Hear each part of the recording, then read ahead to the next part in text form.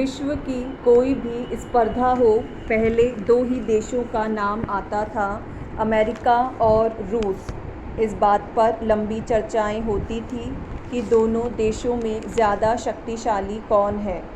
1970 से 1990 के 2 दशकों तक दोनों में कोल्ड वॉर यानी शीत युद्ध चला, जहां अंदर ही अंदर अमेरिका और रूस एक दूसरे से न केवल विज्ञान, अंतरिक्ष एवं चांद पर पहुंचने के मिशन और अन्य सभी तकनीकी क्षेत्रों में आगे निकलने में प्रयासरत रहते थे, वहां परमाणु हथियारों और मिसाइलों एवं युद्धक संबंधी सभी क्षेत्रों में एक दूसरे को पछाड़ने के लिए अंदर ही अंदर गुप्त रूप से खतरनाक और विश्व की तबाही के हथियारों का निर्माण कर रहे थे।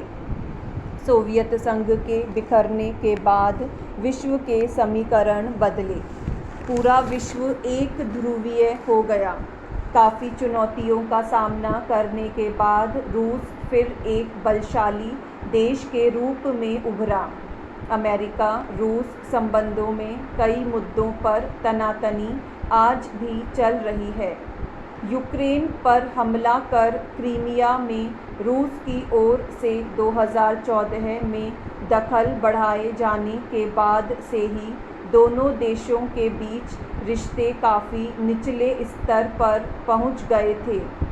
इसके अलावा 2015 में सीरिया में रूस के दखल और फिर 2016 के अमेरिकी राष्ट्रपति के चुनाव में डोनाल्ड ट्रंप की मदद के आरोप भी रूस पर लगे थे। यद्यपि रूस के राष्ट्रपति और शक्तिशाली नेता व्लादिमीर पुतिन प्रशासन ने इन आरोपों को खारिज कर दिया था।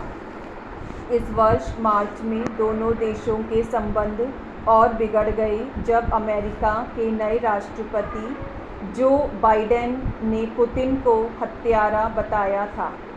इसके बाद रूस ने अमेरिका से अपने राजदूत वापस बुला लिए थे।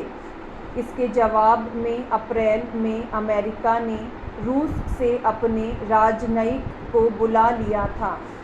वैश्विक राजनीति में एक दूसरे के कट्टर प्रतिद्वंदी के तौर पर चर्चित अमेरिका और रूस के राष्ट्रपतियों में जेनेवा समिट के दौरान मुलाकात हुई।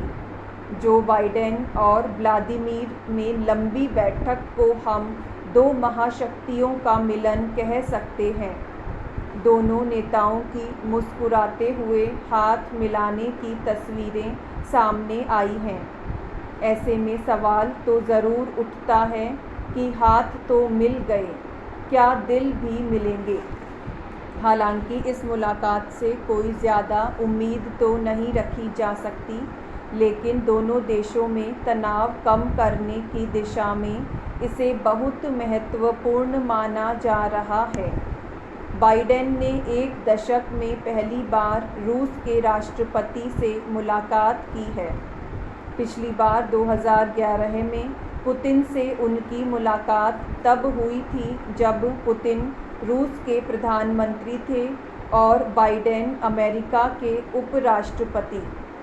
आज की परिस्थितियों में अमेरिका और रूस अगर अपने संबंधों में स्थिरता और गंभीरता लाते हैं तो यह दोनों देशों और दुनिया के हित में होगा। दोनों में मुलाकात काफ़ी सकारात्मक रही और ऐसा लगा ही नहीं कि दोनों में कोई शत्रुता है। अमेरिका और रूस अपने अपने राजनयिकों को वापस बुलाने पर राजी हो गए हैं। यूक्रेन और नाटो गठबंधनों पर भी व्यापक चर्चा हुई।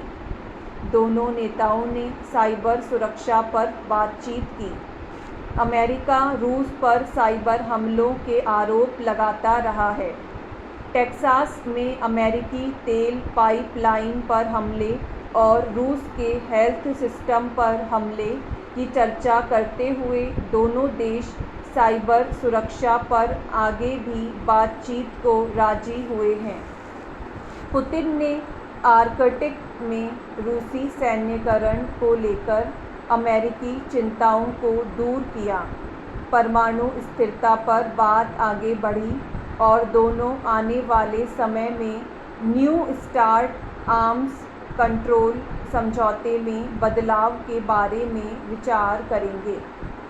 जिस मुद्दे पर टकराव नज़र आया वह था एलेक्सी को जहर दिए जाने का मामला। बाइडेन ने यह भी कहा कि अगर नवलेनी की मौत हो जाती है तो रूस के लिए परिणाम भयंकर होंगे। साथ ही चेतावनी भी दी कि रूस विश्व शक्ति के रूप में खुद को मजबूत करने की कोशिश कर रहा है, लेकिन वह अमेरिका में हस्तक्षेप करता रहा तो इसकी कीमत रूस को चुकानी पड़ सकती है। अगर भविष्य में अमेरिका और रूस तनातनी खत्म करके कई मुद्दों पर आगे बढ़ते हैं तो यह भारत के लिए अच्छी बात होगी।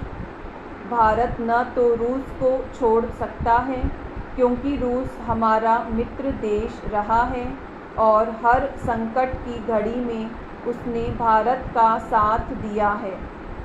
चीन से मिल रही चुनौती, व्यापार और अन्य मुद्दे भारत को अमेरिका के करीब ला रहे हैं तो रूस को भारत की पश्चिमी देशों से करीबी रास नहीं आ रही। भारत के लिए नए और पुराने दोस्तों में संतुलन बनाए रखना चुनौती बन गया है।